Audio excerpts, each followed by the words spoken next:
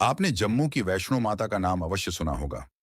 आज हम आपको इन्हीं की कहानी सुना रहे हैं, जो बरसों से जम्मू कश्मीर में सुनीव सुनाई जाती है। कटरा के करीब हंसाली ग्राम में माता के परम भक्त श्रीधर रहते थे। उनके यहाँ कोई संतान न थी। वे इस कारण बहुत दुखी रहते थे। एक दिन उन्होंने नवरात्रि पूजन के लिए कुंवारी कन्याओं को बुलवाया। माँ वैष्णो कन्या वेश में भी उन्हीं के बीच आ बैठी। अन्य कन्याएं तो चली गईं, किंतु मां वैष्णो नहीं गईं। वह श्रीधर से बोली, सबको अपने घर भंडारे का निमंत्रण दे आओ। श्रीधर ने उस दिव्य कन्या की बात मान ली और आसपास के गांवों में भंडारे का संदेश पहुंचा दिया। लौटते समय गोरखनाथ व भैरवनाथ जी को भी उनके चेलों सहित न्योता दे दिया।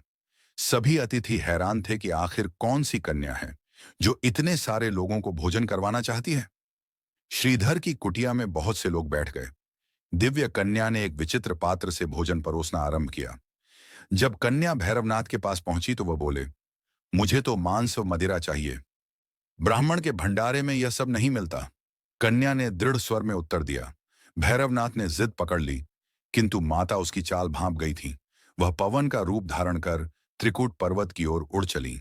भैरव ने उनका पीछा किया। माता के साथ उनका वीर लंगूर भी था।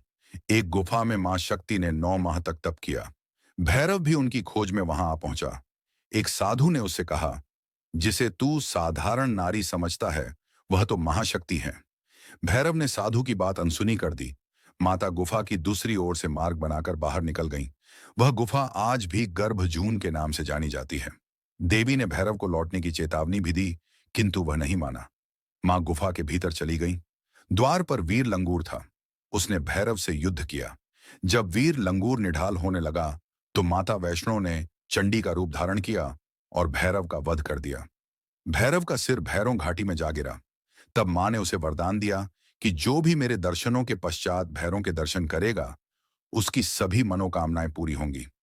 आज भी प्रतिवर्ष लाखों श्रद्धालु माता वैष्णो के दर्शन करने आते हैं। गुफा में माता पिंडी रूप में विराजमान हैं।